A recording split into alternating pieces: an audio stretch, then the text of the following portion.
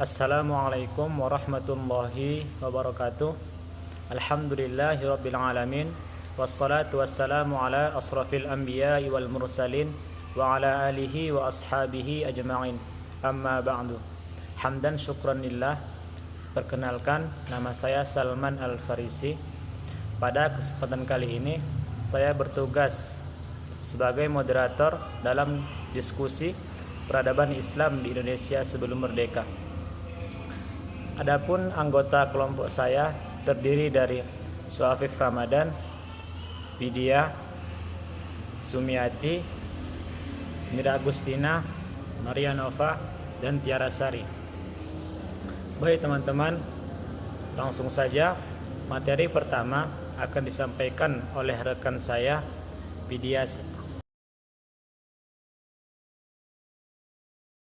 Teori kedatangan Islam di Nusantara ada 3, yaitu teori Gujarat, teori Persia, dan teori Mekah. Yang pertama ada teori Gujarat. Teori Gujarat masuknya Islam ke Nusantara yang pertama adalah dari teori Gujarat. Menurut teori Gujarat, Islam masuk ke Indonesia pada abad ke-13 dengan dibawa oleh para pedagang Gujarat. Pada waktu itu, para pedagang Gujarat datang ke Selat Malaka dan kemudian membangun hubungan dengan orang-orang lokal di bagian barat Nusantara. Salah satu bulat pendukung teori Gujarat adalah ditemukannya makam Malik As-Saleh pada tahun 1297 yang dikatakan mirip dengan batu nisan di Gujarat. Adapun tokoh yang mengemukakan teori Gujarat adalah seorang asal Belanda bernama Snoek Hargonje. Hargonje berpendapat bahwa Islam masuk ke Nusantara melalui orang India, bukan orang Arab. Ia juga menyatakan ada beberapa persamaan unsur-unsur Islam di antaranya di Nusantara dan di India. Selanjutnya, ada teori Persia yang mengatakan Islam masuk ke Nusantara pada abad ke-13 dibawa oleh para pedagang Persia. Dua tokoh yang mencetus teori Persia adalah Husain Jajadinggarat dan Umar Amir Husain. Jajadinggarat berpendapat bahwa terdiri dari kebudayaan Islam yang ada di Indonesia memiliki beberapa persamaan dengan Persia. Contohnya, seni kaligrafi yang berpahat batu nisan bercocok Islam Nusantara. Adapun yang ketiga, teori yang terakhir adalah teori Mekah yang menyatakan bahwa perkampungan Islam sudah ada sejak pada abad ke-7 di pantai barat. Sumatera berpendapat ini juga didukung dengan bukti berita dan Cina pada zaman dinasti Tang tahun 674 Masehi bahwa orang-orang Arab sudah mendirikan perkampungan Muslim di pantai barat Sumatera. Baik, selanjutnya akan disampaikan oleh rekan saya, Sumiati. Baik, saya akan melanjutkan, yaitu kerajaan-kerajaan Islam di Indonesia. Kerajaan Samudra Pasai. Kerajaan Samudra Pasai adalah kerajaan Islam yang didirikan oleh Sultan Malik Al-Saleh atau yang lebih dikenal dengan nama Merah Silu. Kerajaan Samudra Pasai terletak di Kabupaten Lusmawe, Aceh yang berdiri sejak 1267 hingga 1521. Sejak didirikan Kerajaan Samudra Pasai, terus mengalami perkembangan yang cukup signifikan. Bahkan menjadi salah satu pusat perdagangan rempah-rempah sehingga banyak dikunjungi para pedagang dari Arab, Persia, India, dan Tiongkok. Kerajaan Demak. Kerajaan Demak didirikan oleh Raden Patah pada tahun 1478, seiring dengan keruntuhan Kerajaan Majapahit. Kerajaan Demak adalah kerajaan Islam pertama di Pulau Jawa sekaligus kerajaan terbesar di sana. Berkat kerajaan Demak, agama Islam juga ikut berkembang dan tersebar luas di berbagai wilayah di Indonesia. Hal tersebut dapat terjadi juga karena bantuan dari Wali Songo, 9 tokoh penyebar agama Islam di Jawa. Kerajaan Ternate. Kerajaan Ternate atau Kerajaan Gapi didirikan di Ternate, Maluku Utara oleh Sultan Mahrum pada 1257. Selain merupakan kerajaan Islam, Kerajaan Ternate juga sumber rempah-rempah terbesar di Maluku. Salah satu raja di Kerajaan Ternate yang paling populer adalah Sultan Babullah. Sultan Babullah memerintah Kerajaan Ternate sejak 1570 hingga 1583. Di bawah pemerintahannya, kerajaan Ternate berhasil mencapai puncak kejayaan serta berhasil mengusir Portugis dari Ternate. Kerajaan Ternate runtuh pada 1683 karena diadu domba oleh kerajaan Tidore yang dilakukan bangsa asing atau Portugis dan Spanyol dengan tujuan memonopoli perdagangan rempah. Kerajaan Goa. Kerajaan Goa adalah kerajaan Islam yang didirikan di Sulawesi Selatan pada awal abad ke-14 oleh Tumanurung Bainea.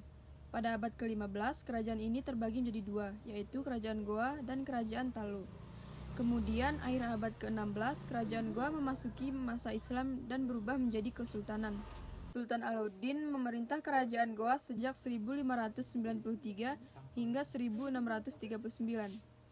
Kerajaan Goa runtuh akibat adanya politik adu domba yang dilakukan Belanda. Kerajaan Islam Cirebon. Selanjutnya, Kerajaan Islam Cirebon yang didirikan oleh Pangeran Walangsungsang pada 1430. Kerajaan Islam Cirebon berhasil mencapai kejayaannya di bawah pemerintahan Syarif Hidayatullah atau Sunan Gunung Jati yang berkuasa sejak 1479 hingga 1568.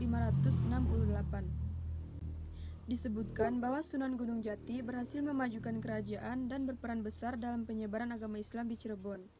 Tidak hanya itu, Sunan Gunung Jati juga telah menaklukkan beberapa daerah di Pulau Jawa demi kepentingan politik. Berkat pencapaiannya tersebut, Sunan Gunung Jati yakini sebagai pendiri dinasti Raja-Raja Kesultanan Cirebon serta penyebar agama Islam di Jawa Barat.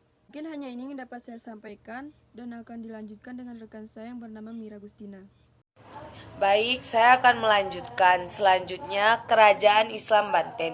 Kerajaan Banten atau disebut juga Kesultanan Banten adalah sebuah kerajaan Islam yang pernah berdiri di tanah Sunda, tepatnya di Provinsi Banten pada abad ke-16. Selanjutnya, Kerajaan Mataram Islam. Kerajaan Mataram Islam berdiri sekitar tahun 1586. Kerajaan ini bermula dari sebuah kekuasaan kerajaan panjang. Kerajaan Mataram terletak di daerah Jawa Tengah, bagian selatan, dengan pusatnya di Kota Gede, Yogyakarta. Selanjutnya, Kerajaan Aceh Darussalam. Kerajaan Aceh atau Kesultanan Aceh Darussalam adalah salah satu kerajaan Islam yang terletak di ujung Pulau Sumatera, lebih tepatnya di Kutaraja atau Banda Aceh sekarang.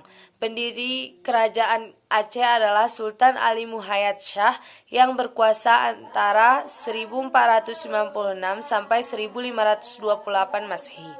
Selanjutnya, Kerajaan Malaka atau juga dikenal dengan Kesultanan Malaka adalah salah satu kerajaan bercorak Islam di Nusantara. Kerajaan ini diketahui berdiri sekitar 1400-an sebelum akhirnya dikuasai Portugis pada 1511. Selanjutnya, Kerajaan Pajang. Kerajaan Pajang adalah salah satu kerajaan bercorak Islam di Pulau Jawa. Sebuah kerajaan yang terletak di daerah Kartasura, Surakarta, Jawa Tengah yang merupakan kelanjutan dari Kerajaan Demak. Kerajaan Pajang didirikan oleh Jaka Tingkir atau Mas Karebet pada 1568 Masehi. Baik, selanjutnya akan dilanjutkan oleh rekan saya Tiara Sari. Wali Songo ada 9 wali. Yang pertama itu Sunan Gresik. Sunan Gresik memiliki nama asli Maulana Malik Ibrahim dan dikenal juga dengan nama Syekh Maghribi. Sunan Gresik disebut berasal dari Samarkand, Asia Tengah. Ia menyandang gelar Sunan Gresik karena menyebarkan ajaran Islam di wilayah Gresik, Jawa Timur. Metode dakwah yang digunakan Sunan Gresik adalah dengan mendekatkan diri pada masyarakat dengan mengajarkan cara bercocok tanam, melalui pendidikan dengan mendirikan pesantren, serta membangun surau. Sunan Gresik wafat pada tahun 1419 dan dimakamkan di Kampung Gapura, Gresik, Jawa Timur. Yang kedua, Sunan Ampel. Sunan Ampel memiliki nama asli Raden Muhammad Ali Rahmatullah atau dikenal juga dengan nama Raden Rahmat. Ketiga, Sunan Bonang. Sunan Bonang memiliki nama asli Maulana Ma'dum Ibrahim yang merupakan putra dari Sunan Ampel. Sunan Bonang menyebarkan ajaran agama Islam melalui kesenian dengan melakukan akulturasi budaya mulai dari Tuban, Rembang, Pulau Bawean, hingga Madura. Peninggalan Sunan Bonang antara lain gamelan Jawa yang merupakan hasil modifikasi peninggalan budaya Hindu dengan menambah rebab dan bonang. Sunan Bonang menggunakan gamelan memainkan lagu bernuansa Islam yang salah satunya berjudul Tombo Ati. Nah, selanjutnya Sunan Derajat.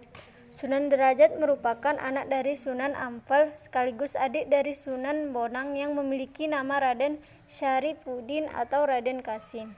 Ia mendapat gelar dari Raden Patah dari Kerajaan Demak sebagai Sunan Mayang Mandu. Ia berdakwah dari daerah pesisir Gresik hingga berakhir di Lamongan. Selanjutnya Sunan Giri. Sunan Giri memiliki nama asli Muhammad Ainul Yakin. Ia juga dikenal dengan nama Raden Paku, Prabu Satmata, Sultan Abdul Fakih, dan Joko Samudro.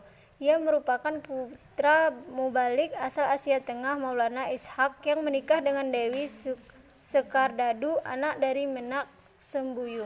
Sebutan Sunan Giri didapatnya dari nama pesantren Giri yang didirikan di perbukitan Sidomukti, Kebomas, Gresik. Pesantren ini tersohor hingga Madura, Kalimantan, Sumba, Flores, Ternate, Maluku, dan Sulawesi. Baik, penjelasan yang selanjutnya yang akan dijelaskan oleh Maria Nova. Baik, saya akan melanjutkan pembahasan tentang Wali Songo, yaitu Sunan Kalijaga. Sunan Kalijaga memiliki nama asli Raden Said. Ia adalah putra dari Tumanggung Wilaktikta, Bupati Tuban. Ia menjadi seorang wali setelah bertemu dengan Sunan Bonang yang menjadi guru spiritualnya. Dan selanjutnya Sunan Kudus. Sunan Kudus memiliki nama asli Ja'far Shadiq atau Said Ja'far Shadiq Asmat Khan dan dikenal dengan panggilan Raden Undung. Ia pernah berperan di Kerajaan Demak sebagai panglima perang, hakim, dan penasehat bagi Arya Panangsang. Mungkin hanya ini yang dapat kami sampaikan. Dapat disimpulkan bahwa dalam teori kedatangan Islam di Nusantara ada 3, yakni teori Gujurat yang telah disampaikan, yang sudah dijelaskan tadi. Selanjutnya teori Persia dan teori Mekah. Selanjutnya dalam kerajaan-kerajaan Islam di Indonesia ada yang pertama Kerajaan Samudra Pasai, Kerajaan Demak, Kerajaan Ternate, Kerajaan Goa, Kerajaan Islam Cirebon, Kerajaan Islam Banten, Kerajaan Mataram Islam, Kerajaan Aceh Darussalam, Kerajaan Malaka, dan Kerajaan Pajang yang sudah dijelaskan tadi. Dan pada Wali Songo atau 9 wali, yakni yang pertama ada Sunan Gresik, Sunan Ampel, Sunan Bonang, Sunan Derajat, Sunan Giri, Sunan Kalijaga, Sunan Kudus, Sunan Muria, dan Sunan Gunung Jati, seperti yang sudah dijelaskan pada rekan. Sekian presentasi kami hari ini. Jika ada kurangnya, saya mohon maaf yang sebesar-besarnya. Semoga apa yang kami sampaikan berguna untuk diri sendiri serta orang banyak khususnya. Kami akhiri dengan mengucapkan wabillahi taufiq wal hidayah. Wassalamualaikum warahmatullahi wabarakatuh.